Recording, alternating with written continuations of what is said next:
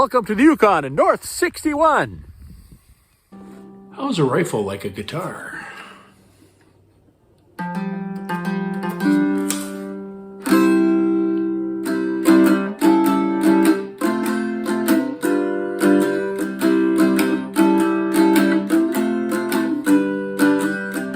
Tiptoe through the tulips, that is where I'll be.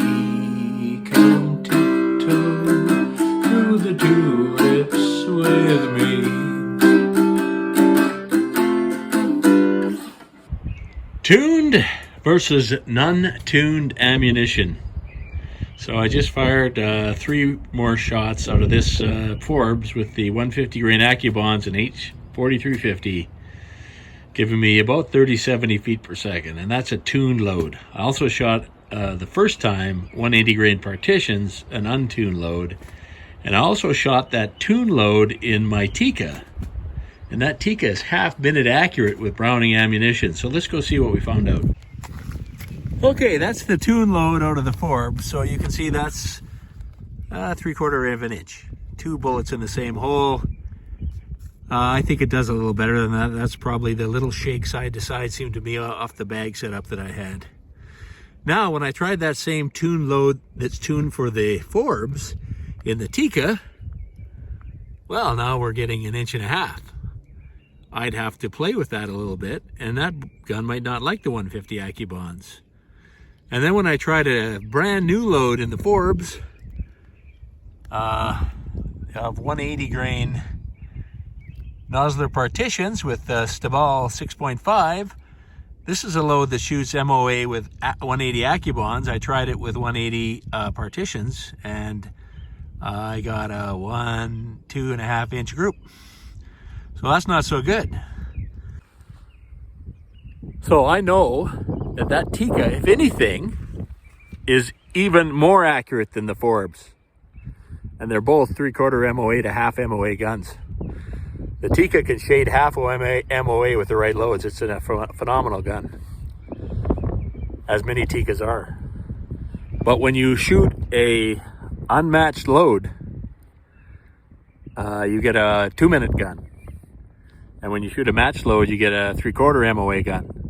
So you got to match your ammunition to the gun.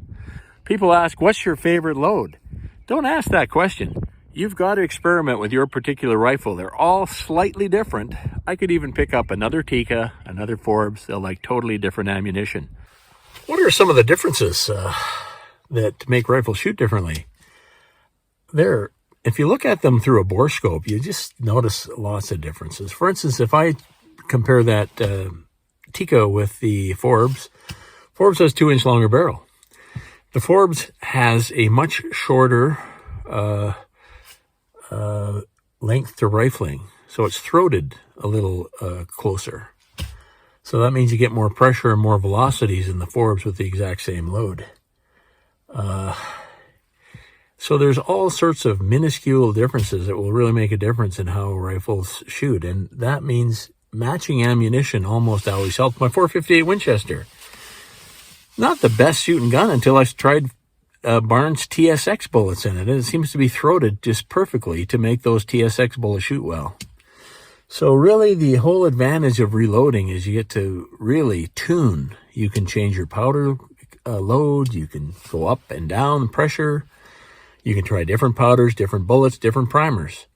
And basically, working a rifle is a lot like tuning a guitar. You've got to make these small differences, and then you get the ding, ding, ding, ding, ding, ding. It's tuned.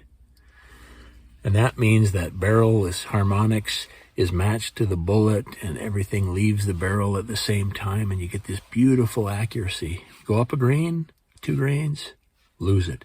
Go down a grain, 2 grains, and lose it, or you might find it again.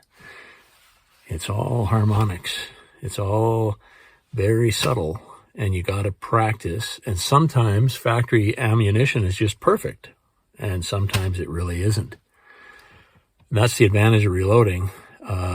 But you got to try, even if you're an unreloader, try different brands, try different bullets. Find something that works in your rifle, then buy a bunch of the same lot because it really makes a difference in accuracy.